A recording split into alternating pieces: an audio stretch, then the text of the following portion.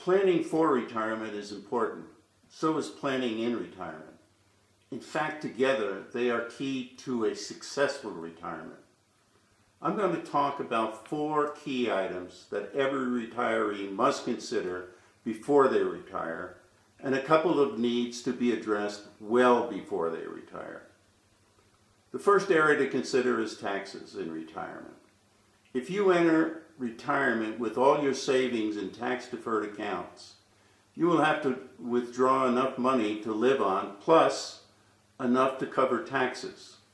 Withdrawing extra money to pay for taxes could cause you to run out of money sooner than you expected. The second area to consider is sequence of returns. Sequence of returns refers to how your investments perform in the first few years of retirement. I will show you an example of 2 couples.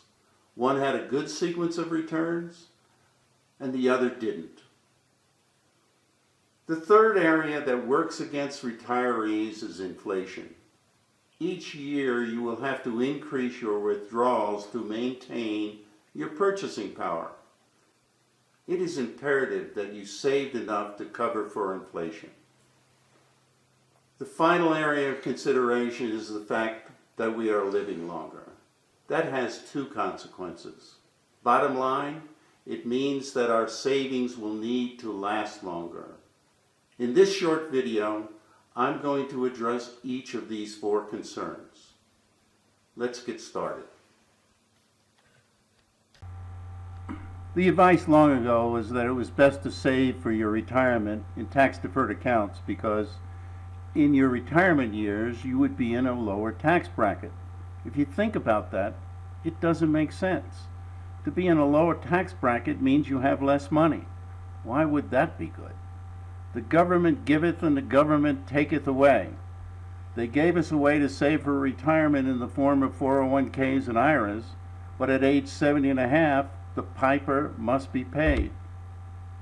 This table shows that a careful planner with $2 million in tax-deferred accounts will be required to take higher and higher distributions each and every year, whether they need the money or not.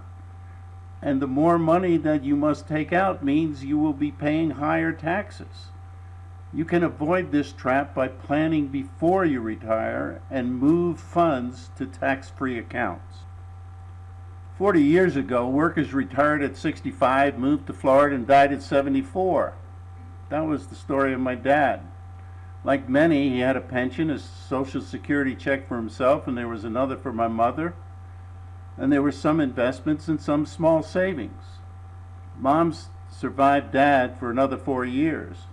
But the rule back then was to move all your investments out of stocks and into bonds at the year you retired. That would not work today, as some of your investments need to continue to grow. That means some investments must be invested in the stock market. This table shows the bad luck for Mary and Fred versus the good luck for Sally and Ed. I cut out the middle years of the table to make the table easier to read. Mary and Fred retired, and the first few years of their retirement were not great for stock returns. The opposite was true for Sally and Ed. In fact, if you look closely at the table, you will see that the numbers for both couples are the same, only in reverse order.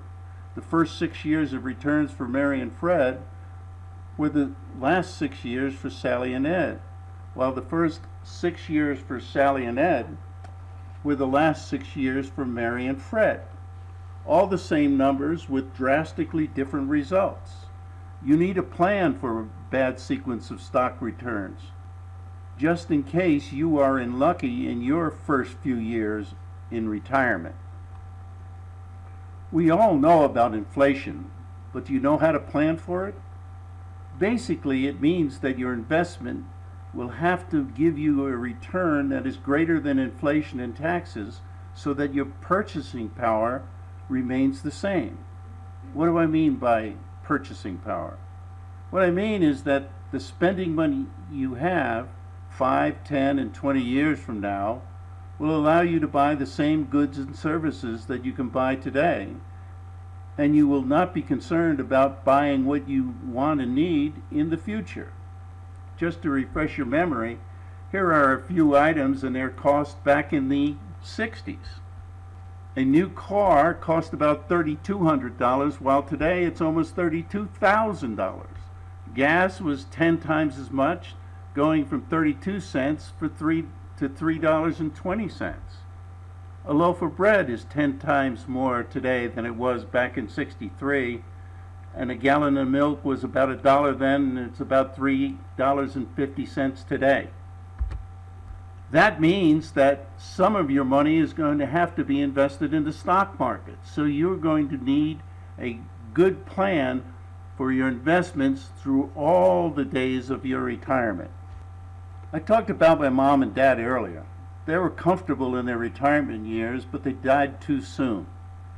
They were not faced with what is going on today, which are large expenses in your retirement years, health costs.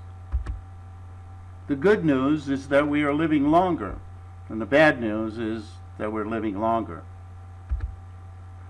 In a recent article, life expectancy for a woman is about 92 years, while for a male, it's 89 years.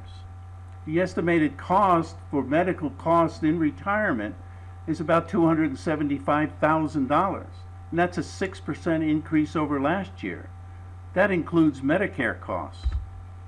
The Center for Retirement Research at Boston College estimates that 44% of men and 58% of women will specifically need nursing care home at or after the age of 65. 37 million people were 65. In 2050, it's going to be 81 million. 9 million people over the age of 65 needed long-term care in 2012. That number is going to jump to 12 million in 2020. Remember that Medicare only covers 80% of the cost, and it doesn't cover long-term care. Every dollar that you spend on taxes will take away a dollar from an activity that you will find much more enjoyable than sending dollars to the government. Inflation will cut into your purchasing power if you don't save enough to offset it. The longer we live, the greater the possibility that we will spend more for medical care. These three problems need to be addressed years before you retire. At 85, your options for increasing your retirement nest egg will be few. The fourth area, sequence of returns, can be addressed a couple of years before your retirement date.